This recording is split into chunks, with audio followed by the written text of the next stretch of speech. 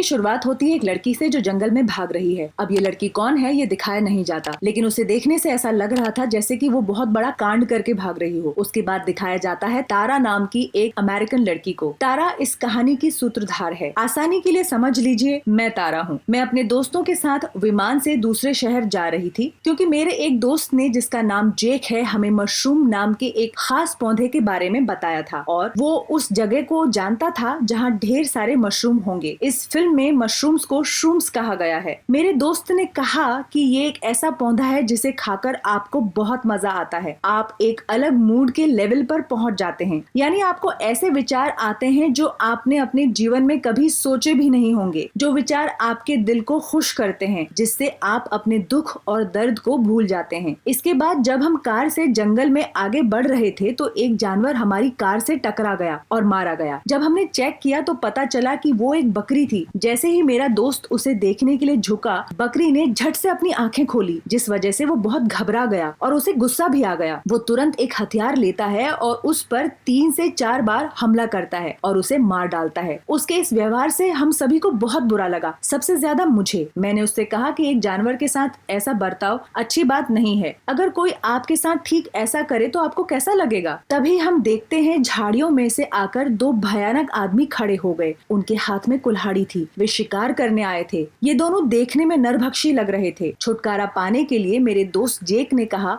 कि ये बकरी उनको भोजन के लिए दे देते हैं, जिसके बाद वो बकरी का पैर पकड़कर उनके सामने फेंक देता है। वो दोनों जंगली उसे उठाकर बहुत खुश हुए और तुरंत जंगल में चले गए। और अब हम आगे चलकर अपनी मंजिल पर आ चुके थे जहां हमें उन शूमों को ढूंढना था। यहाँ हम कैंप डालने का फैसला करते हैं, यानी तंबू में रहने का। लेकिन उससे पहले जेक हमारे सारे मोबाइल्स ले लेता है, ये कहकर कि जब श्रूम्स खा रहे होंगे, मौज कर रहे होंगे, तो मैं नहीं चाहता कि हम मोबाइल्स की वजह से परेशान हों। उसने मोबाइल्स ले लिए और कार में रख लिए और अब हम सब श्रूम्स ढूंढने लगे। श्रूम्स मिलने पर जब मेरे 2 दोस्त श्रूम्स खाने ही वाले थे, जेक ने उन्हें रोका और पहले उन्हें श्रूम्स के फायदे और नुकसान बताए। जेक बताता है कि जिस श्रूम पर काला निशान होता है उसे मौत का श्रूम कहते हैं। इसे गलती से भी न खाएं, क्योंकि इसे खाने से या तो इंसान तुरंत दर्दनाक मौत मर जाता है और अगर वो व्यक्ति बच गया तो वो पागल हो जाएगा, यानी उसे अजीब अजीब ख्याल आने लगेंगे जिनमें उलझकर वो कुछ भी करेगा और तब वो व्यक्ति भविष्य भी देख पाएगा कि कब अच्छा और बुरा होने वाला है। जब जेक ये सब बात बता रहा था तो मैं वहाँ नहीं थी। दरअसल मैं जंगल में अकेली घूम रही थी। यहाँ मैंने काले निशान वाला एक मौत का श्रूम देखा। मैं अपने आप को रोक नहीं सकी और गलती से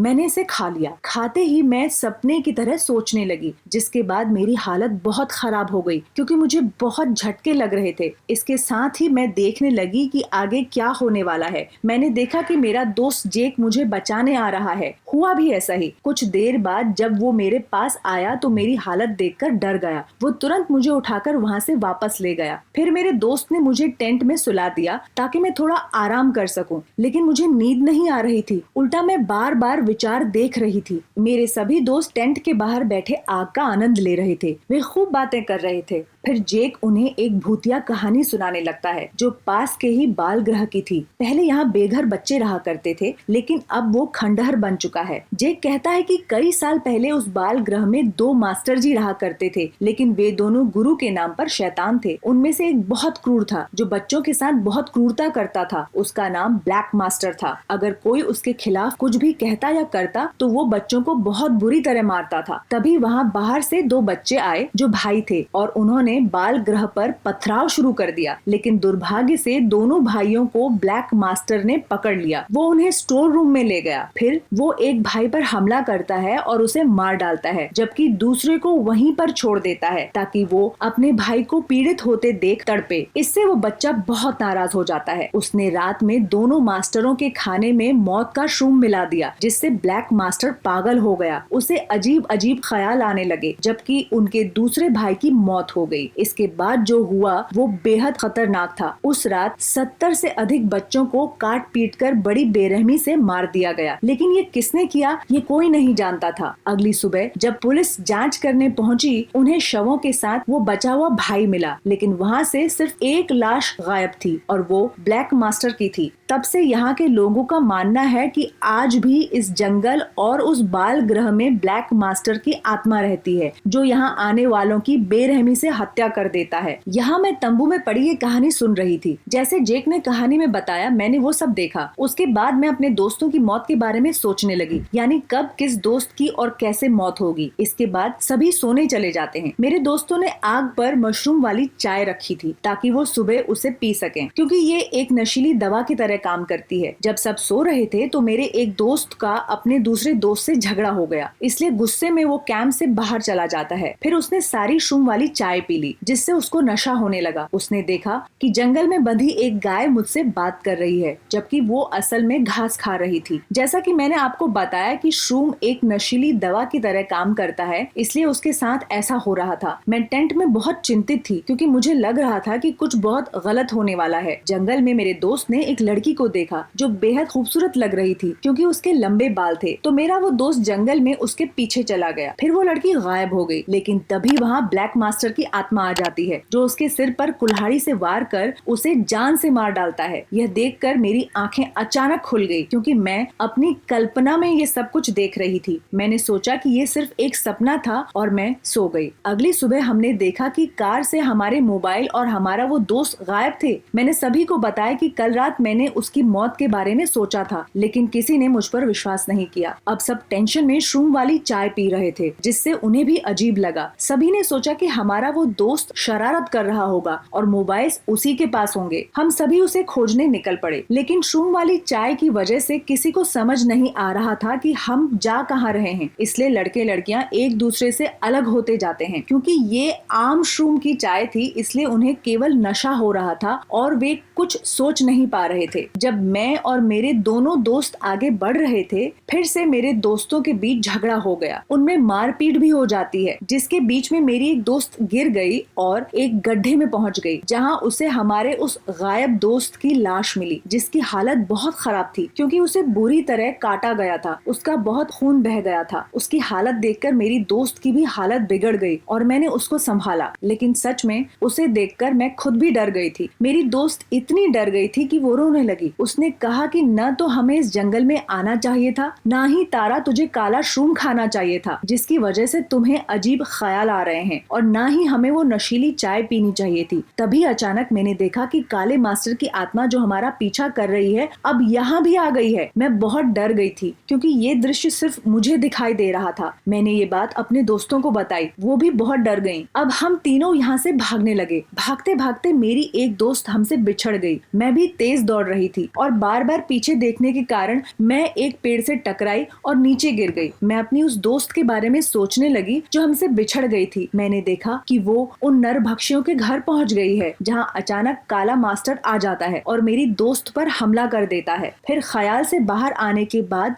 मैं अपने दूसरे दोस्त के साथ आगे दौड़ी और हम नदी के किनारे आ गए। नदी के दूसरी तरफ जेक और दूसरा दोस्त खड़े थे। जेक ने हमें जल्दी से बालगृह पहुंचने के लिए कहा, ताकि हम वहां जाकर मदद बुला सकें और यहाँ से निकल जाएं। इस बीच मैं फिर से अपनी दोस्त के बारे में सोचने लगी, जो उन नरभक्षी भाइयों के घर पहुंच गई थी। मैंने देखा कि काले मास्टर से बचते बचाते मेरी दोस्त वहाँ से निकल आई। वो वहाँ से भागकर नदी पर आ गई थी, लेकिन इससे पहले कि वो आगे बढ़ पाती, काले मास्टर की आत्मा उसका पीछा करती हुई वहाँ आ गई। उसने एक झटके में मेरी दोस्त को कुल्हाड़ी से काट कर मार डाला और बॉडी को नदी में फेंक दिया। इस विचार को देखकर मैंने अपनी दूसरी दोस्त को कहा कि नदी में चेक करो। जब मेरी दोस्त ने चेक किया तो उसे पानी में हमारी उस दोस्त की लाश मिली। वो बहुत डर गई थी और हैरान थी। उसने मुझसे पूछा, तुम्हें कैसे पता चला कि उसकी लाश पानी में है? तब मैंने उससे कहा कि जब से मैंने वो काला शूम खाया है, मुझे सबके बारे में थॉट्स आ रहे हैं कि किसकी मौत कब और कैसे होगी, और इस हिसाब से अगला नंबर मेरा है। यह सुनकर मेरी दोस्त बहुत डर गई। अब वो सोच रही थी कि अगर वो मेरे साथ रहती है तो बेमौत वो भी मारी जाएगी, इसलिए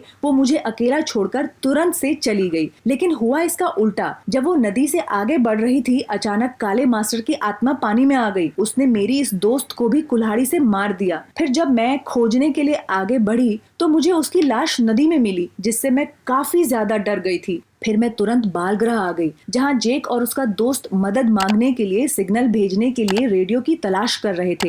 तभी ब्लैक मास्टर वहां आ जाता है और जेक के दोस्त को भी मार देता है। ऐसा करने के बाद ब्लैक मास्टर ने जेक पर भी हमला कर दिया, लेकिन बिना कुछ सोचे समझे वो जल्दी से बाहर निकल आया और बिना देखे नीचे कूद गया। लेकिन इसकी वजह से उसका एक पैर बुरी तरह से टूट गया था। दर्द के मारे वो बहुत चिल्ला रहा था। उसकी आवाज सुनकर मैं जल्दी से वहां आ गई और उसे अपने कंधे का सहारा देकर आगे बढ़ने लगी। थोड़ा आगे जाने पर लगा कि काला मास्टर कहीं आसपास ही है, इसलिए मैंने जेक को पेड़ के सहारे वहीं खड़ा कर दिया और कुल्हाड़ी लेकर काले मास्टर को मारने निकल पड़ी। तभी वो ब्लैक मास्टर पेड़ से नीचे उतरकर जेक पर हमला कर देता है। उसकी आवाज सुनकर मैं तुरंत वहां आ गई, पर तब तक बहुत देर हो चुकी थी। ब्लैक मास्टर ने जेक को मार डाला था। मैं जोर से चिल्लाई और फिर ब्लैक मास्टर वहां आ गया और अब मेरे पीछे पड़ गया। मैं खुद को उससे बचाने के लिए भाग रही थी, क्योंकि वो लगातार मेरा पीछा कर रहा था। फिर अचानक से वो मेरे सामने आ गया। जैसे ही मैं उससे टकराई, मेरे आंखों के आगे स्क्रीन काली हो गई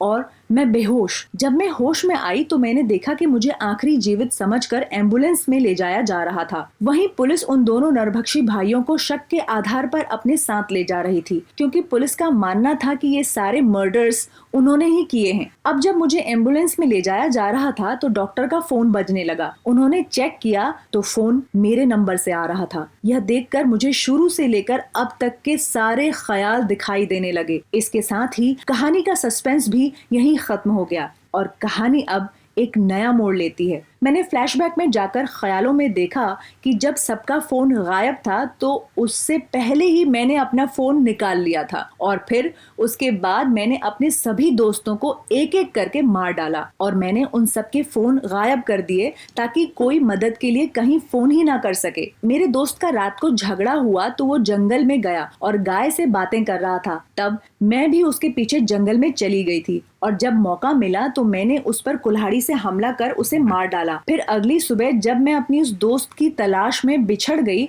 तब मौका मिलते ही मैंने ही उस दोस्त को कुल्हाड़ी से मार डाला और उसकी बॉडी नदी में फेंक दी। फिर मैंने अपनी दूसरी दोस्त से नदी में जांच करने के लिए कहा और जब उसे शव मिला तो उसने मुझसे पूछा कि मुझे ये सब कैसे पता चला था। तब मैंने उसे ये नहीं बताया कि मैं ये सब ख्याल में सोचती हूँ। वास्तव में मैंने उसे सच सच बता दिया था कि मैंने ही ये किया है, यानी मैंने उसे मार डाला था। ये सच जानकर वो मुझसे दूर भागने लगी, इसलिए अब मौका मिलते ही मैंने उसका भी काम तमाम कर दिया। फिर जब मैं बाल घर पहुंची और देखा जेक और उसका दोस्त जब अलग हो गए, तब मैंने इस मौके का फायदा उठाया। सबसे पहले मैंने जेक के दोस्त को मारा, फिर मैंने जेक पर भी हमला किया, लेकिन उसने मेरा चेहरा नहीं देखा, इसलिए वो डर के मारे वहां से भाग गया और छत से कूद गया। फिर उसे जंगल में ले जाते समय जब मैं उस काले मास्टर को कुल्हाड़ी से मारने के बहाने गई, तब मैंने जेक को भी मार डाला। उसे मारने के बाद मैंने अपने फोन से पुलिस और डॉक्टरों को फोन किया और यहाँ पर बुलाया और मैंने उन दोनों भाइयों को भी इस केस में फंसाया, जबकि वो बेकसूर थे। मुझे लगता है ख्याल से वापस बाहर आने पर मैंने डॉक्टर से मदद मांगी होगी